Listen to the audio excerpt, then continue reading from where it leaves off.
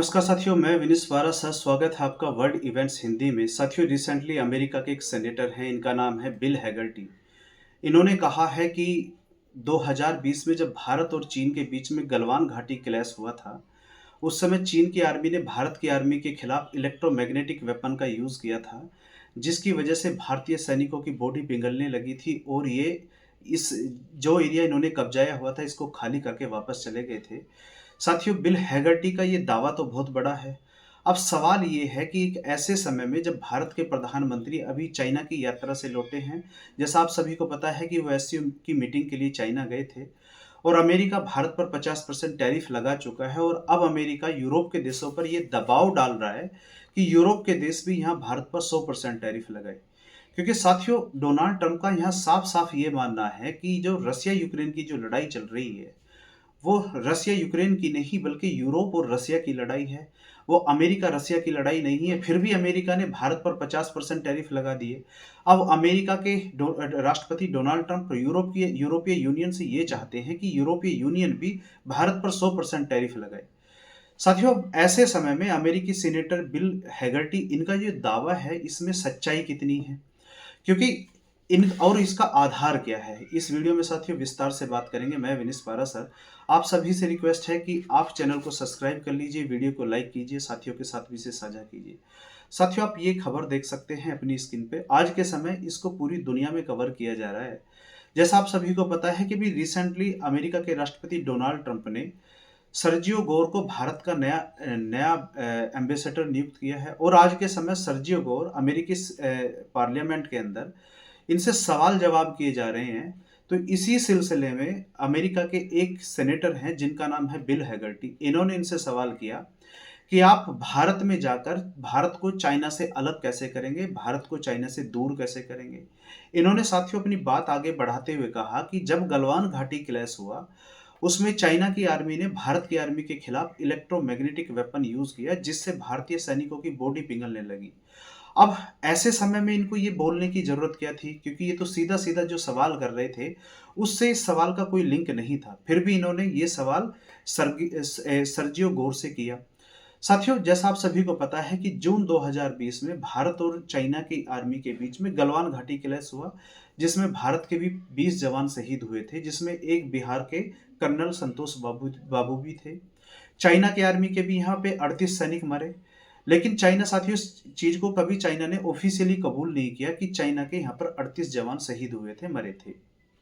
China officially ये कहता है कि इनके गलवान घाटी क्लैश में 4 जवान शहीद हुए थे। साथियों, इस घटना के दौरान हुआ क्या, जो गलवान घाटी घटना हुई, इसमें हुआ क्या कि कुछ चीन के सैनिक हमारी तरफ आ गए और हमारे कुछ सैनिक चाइना की तरफ चले गए। भारत की सेना ने भी यहाँ फिंगर फोर और हॉट स्प्रिंग यानी कि 2 चोटियाँ जो रणनीतिक स्थिति से काफ़ी महत्वपूर्ण हैं, इन दोनों चोटियों पर कब्जा कर लिया। अब उसी समय चाइना के यानी कि बीजिंग के एक प्रोफेसर हैं, इन्होंने ऑनलाइन ये दावा किया कि चीन की सेना ने इन दोनों चोटियों को से भारतीय सेना का कब्जा छुड़ाने के लिए माइक्रोवेव वेपन का यूज़ किया, जिससे भारतीय सैनिकों को काफ़ी क्षति पहुंची, भारतीय सैनिकों की बॉडी पिघलने लगी। इसलिए भारतीय सेना यहाँ से डर के भाग गई और चोटियों को दोनों को खाली कर दिया। जबकि साथियों, सच्चाई ये है कि उस समय भारत और चीन की सेना के बीच कमांडर स्तर की मीटिंग लगातार चल रही थी।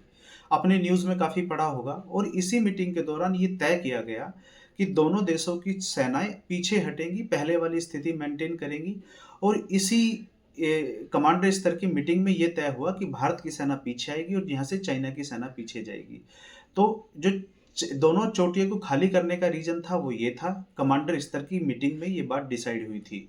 लेकिन चाइना के प्रोफेसर ने जो दावा किया था, इस दावा का मीडिया में जो इन्होंने ये अपना दावा किया था, जब ये बात बहुत ज़्यादा फैल गई तो भारत की सरकार और इंडियन आर्मी ने आकर इसका खंडन किया। भारत की आर्मी ने ये बताया कि हमारी सेना के खिलाफ ऐसे किसी इलेक्ट्रॉनिक मैग्नेटिक वेपन का यूज़ नहीं किया गया। लेकिन साथियों, जब भारत की सरकार और भारत की आर्मी इस दावे को पहले ही झुठला चुकी है, पहले ही कह चुकी है कि इसमें कोई सच्चाई नहीं है, फिर अब सवाल ये उठता है कि अमेरिका के सेनेटर आज के समय ये दावा क्यों कर रहे हैं?